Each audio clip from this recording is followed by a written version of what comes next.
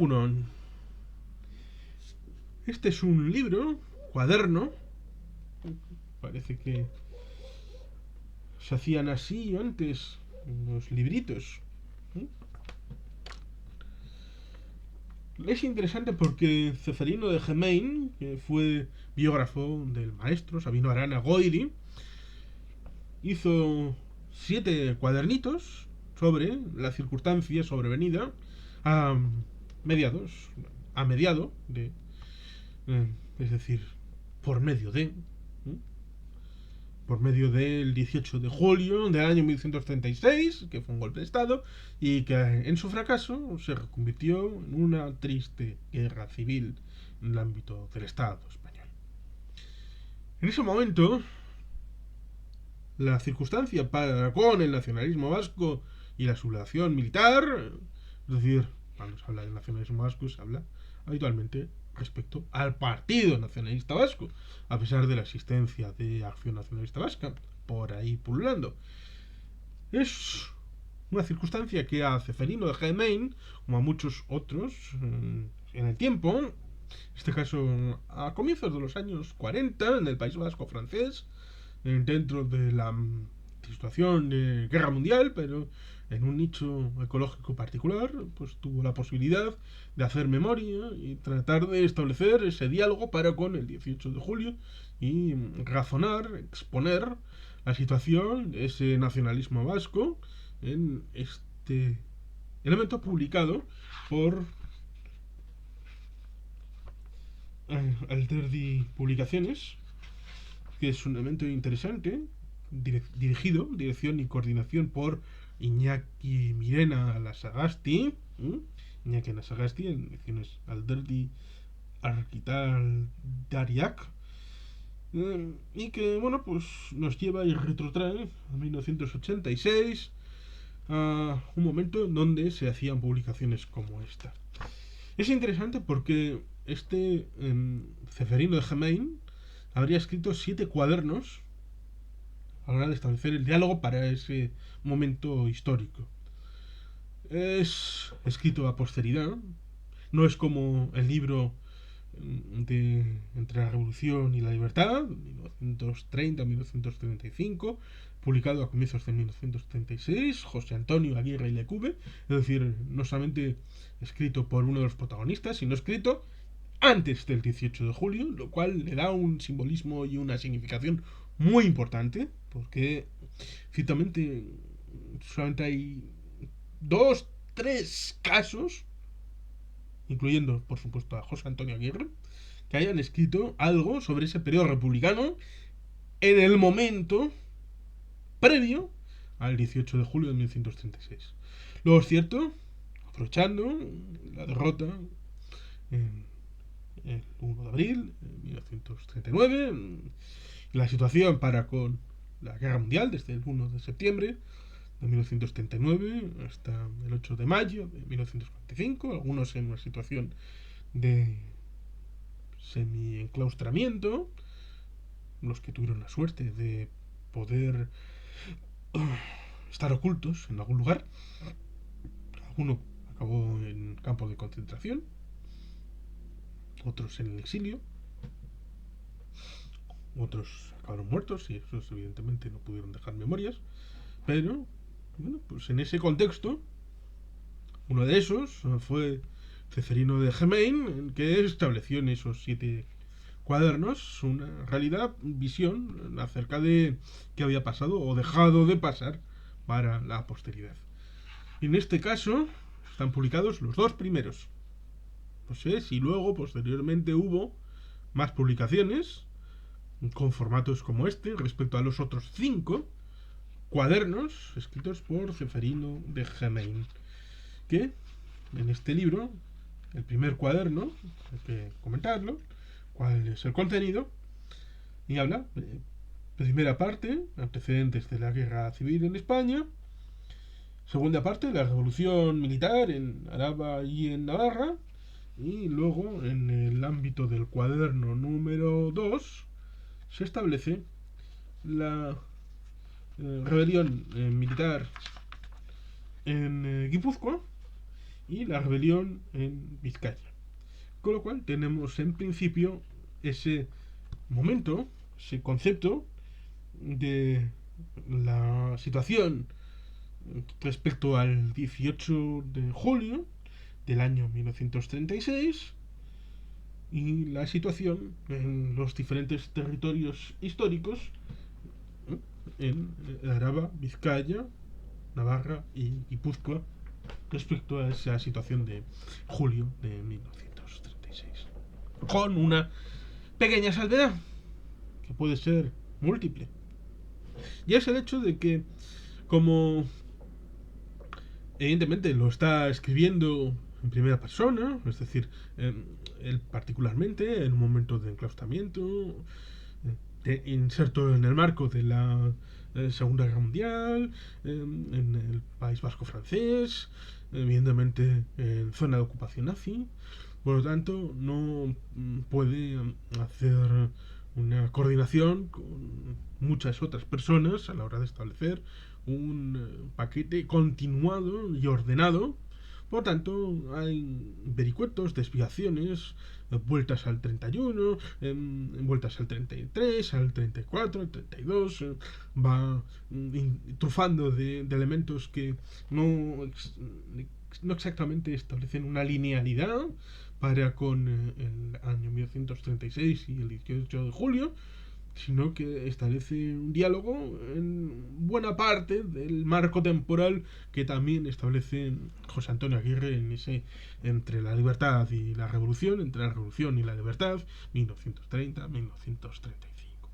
Por tanto, es un elemento de coadyuvación a la hora de establecer ese marco temporal, pero también es cierto, precisamente por eso, por esa situación de enclaustramiento, en algunos ámbitos podemos detectar algún elemento extraño, porque la evolución posterior de las investigaciones nos ha hecho comprender que había algunas cosas que se daban por verdad y en realidad pues no eran tal a la hora de establecer el diálogo con ese pasado. Un pasado en el que se han dicho muchas terribles maledicencias sobre el Partido Nacionalista Vasco. Uno que, evidentemente, hay que ponerse en situación no a la retrospectiva de interpretar el pasado en clave de algunos del presente, sino estableciendo el diálogo para lo que había sucedido en el año 1929, en el 30, en el 31, 32, 33, 34, 35, 36. La relación con los monárquicos, los carlistas, lo que había sucedido dentro del carlismo, con Falconde, con los jaimistas, la coalición electoral, con estos últimos en el ámbito de las elecciones a Cortes Constituyentes, en el año 1931, que también fueron en julio de 1931, si no recuerdo mal, como las primeras elecciones que fueron en julio de 1977, después del franquismo, también a Cortes. Por tanto, tenemos esta circunstancia donde se suele decir que se tardó mucho en hacer una reflexión. Evidentemente debería de estar clara la posición del Partido Nacionalista Vasco, que se establece de la siguiente manera. Actitud del Partido Nacionalista Vasco durante la sublevación militar del 18 de julio de 1936 ante los acontecimientos que se desarrollan en el Estado español y que tan directa y dolorosa repercusión pudieran alcanzar sobre Euskadi y sus destinos, el Partido Nacionalista Vasco declara, salvando todo aquello a que le obliga su ideología, que hoy ratifica solemnemente que, planteada la lucha entre la ciudadanía y el fascismo, entre la república y la monarquía, sus principios le llevan indeclinablemente a caer del lado de la ciudadanía y de la república en consonancia con el régimen demócrata y republicano que fue privativo de nuestro pueblo en sus siglos de libertad. Por tanto, el posicionamiento fue claro y nítido del Euskadi Buru Batzar. Y la situación en Vizcaya, Guipúzcoa, Navarra y Araba fue diferente por la situación de guerra. No porque hubiera un posicionamiento distinto respecto a lo que la situación bélica ameritaba, sino porque las amenazas fueron varias. Al final, acabarían varios miembros de las direcciones territoriales del Partido Nacionalista Vasco siendo fusiladas. El alcalde de Deba, por ejemplo, que era miembro del Gipuzkoa Buruatzar. Miembros de la Araba Buruatzar también fueron fusilados, algunos en una carretera, en mitad de la nada, un tanto parecido a como Blas Infante, el padre de la patria andaluza, acabó siendo fusilado, en aquel lugar sigue enterrado. O, por ejemplo, una familia de mártires que estaba residiendo libremente en Donosti, eran miembros de la familia que tenía Fasa, ¿no? Que luego resurgirá en los tiempos de los años 60 de gente que acabará nutriendo UPN. Pues esta familia de mártires cristianos de Alsasua son mártires del Partido Nacionalista Vasco, lo mismo que Fortunato Aguirre, alcalde de Estella, Lizarra, y miembro de Napar Uruachar y fundador de Osasuna. Por tanto, la situación bélica fue complicada, ¿eh?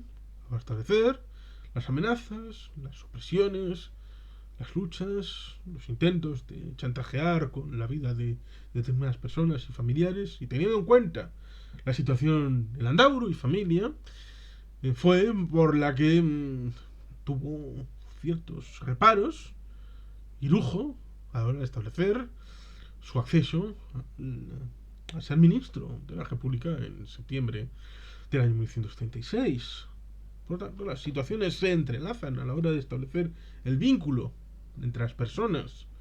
Por eso es importante el ejemplo de muchas personas, como aquella reunión en agosto del año 1937 en Laredo, en donde la mitad de los allí reunidos decidió asumir el mismo destino que las tropas vascas, y el propio Ajuriaguerra acabaría siendo preso cuando estaba en Iparralde libre y sin ningún tipo de trabas por el momento. Decidió la autoinmolación a la hora de tomar responsabilidades para con sí, para con el partido y para con el pueblo vasco, y que fue un liderazgo moral, no solamente para los gelchales, sino para todos los vascos, independientemente de su ideología y condición dentro de la cárcel, y que con la ayuda de la Red Álava establecieron un vínculo muy estrecho entre la cara exterior y la cara interior. Por tanto, evidentemente, un partido nacionalista vasco comprometido con la lucha por la democracia, por las libertades, al que se le ha achacado tanto, tan desvergonzadamente. Es importante fijar las posiciones y los posicionamientos que sucedieron en aquellos tiempos. Por eso es importante no solamente establecer el diálogo para con libros como el otro Pacto de Santoña, de Koldo San Sebastián y Ñaquena Sagasti, o Los Años Oscuros, que establece el diálogo para desde 1946 hasta el ámbito de 1956 prácticamente, años en donde se suele decir que el PNV se tumbó a la Bartola y no hizo absolutamente nada. Por eso es importante ese libro también de Koldo Anasagasti. No Koldo San Sebastián de Iñaki Anasagasti. Koldo Anasagasti es escritor, pero escribe otras cosas. Son tres personas distintas. Koldo San Sebastián, Iñaki Anasagasti, con estos libros que he dicho. El otro pacto de San Sebastián. El otro pacto de Santoña. Porque es un elemento que se suele también decir. El hecho de ¿por qué no estuvieron en el pacto de San Sebastián el Partido Nacionalista Vasco? Y habría tenido mayor acceso al ámbito de la autogobierno, sobre todo en ese primer bienio 31-33 de republicanos socialistas, y habrían tenido más congraciamiento. En primer lugar, hay que decir que el Partido Nacionalista Vasco, durante la época de la dictadura del Primo de Rivera, está dividido internamente en la oposición, a diferencia de Lago Caballero, que fue partícipe, como la UGT, de estructuras de Estado, primos riveristas. Pues evidentemente en ese final, año 29-30, está reunificándose incluso figuras de comunión, como Leizaola o Aguirre, Corán, como íconos independentistas, aunque el que fue realmente independentista fue Belarmino Tomás en Asturias en octubre del 37. Pero bueno, eso es circunstancia de cada cual, que acabó huyendo en su marino del puerto del Musel. Ciertamente la historia es compleja, e interesante e intrincada a la hora de establecer el vehículo. Ciertamente el Partido Nacionalista Vasco desconfiaba de la situación de los políticos españoles, porque había habido mucha desconfianza a las palabras dadas. Por ejemplo, en el año 17-19, cuando el Partido Nacionalista Vasco dirige la Diputación de Vizcaya, se establecen instituciones de país, Euskaltzaindia, Eusko-Ikaskuntza, se intenta un proyecto de estatuto de autonomía, ahí estuvo Romanones, pero la cosa acabó un poco mal, no salió. Y muchas otras promesas que se fueron haciendo y que al final acabaron en saco roto. Por lo tanto, era mucho más importante en 1930 para el Partido Nacionalista Vasco la reunificación interna que establecer un pacto con los españoles, porque estos son sal hoy, azúcar mañana y al otro perejil. Y por lo tanto, por eso, porque se ha producido la Sanjurjada en 1932, porque en octubre de 1934 se produce la llamada Revolución de Asturias, es difícil de entender a qué va a llegar una cosa cuando sucede lo del 18 de julio de 1936 y se dice desde Madrid que esto es una situación más que no irá a nada, no tendrá recorrido, unos africanistas que ya serán aplastados dentro de poco. Por lo tanto, se podría entender que habría un impasse a la hora de... Pero ese impasse dura unas pocas horas, lo cual para un mundo donde no había internet, donde no había televisión, donde no había redes de comunicación en 5G ni en fibra óptica, era una movilización importante con celeridad a la hora de establecer el vínculo entre los líderes, entre las instituciones del Partido Nacionalista Vasco y la respuesta para la defensa de la democracia y de la libertad. Por tanto, el compromiso durante todo el periodo republicano, el 18 de julio y todo el periodo de la guerra civil en el País Vasco y después en el exilio y durante la Segunda Guerra Mundial y con el concepto de ser el único elemento institucional que se mantuvo en pie, íntegro, en funcionamiento, hasta el año 1979, cuando pudo ceder el testigo al gobierno vasco, reconstituido después del Estatuto de Gernika, da confianza y da permanencia e inmanencia a la hora de establecer el diálogo con nuestro pasado y sentirnos herederos de aquellos que hicieron todo aquello. Porque otros, desde el exilio, se disolvieron como azucarillos, ya sea la Generalitat de Cataluña, ya sean las instituciones de la República, acabaron por ser meros testigos fantasmas del paso del tiempo. Por eso es importante ser razonables a la hora de enjuiciar el pasado.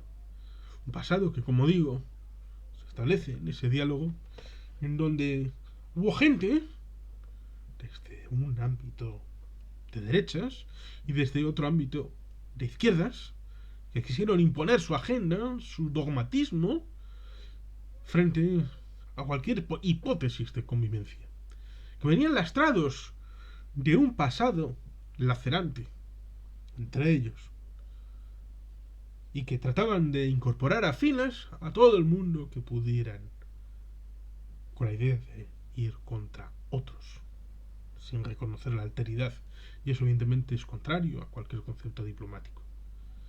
Los de derechas entendían que habían sido violentadas sus opciones de derecho a la hora de establecer el final del reinado de Alfonso XIII y la posibilidad de, después de la dictadura de Primo de Rivera y la dictadura blanda de Berenguer y del almirante Aznar, la evolución propia del régimen a un sistema parlamentario una vez más como Cánovas y Sagasta y el turnismo y retornar a esa vieja práctica. Y los de izquierda diciendo: ¡esta es la nuestra! Lo que no pudimos hacer en la Primera República por todas aquellas revueltas y vueltas y cantonalismos y carlistadas y no sé qué y lo otro y más allá. Ahora es el momento. Ahora les vamos a dar la vuelta a estos derechosos, monárquicos. Venga, vamos a por ellos. Y para eso trataron de republicanizar al PNV.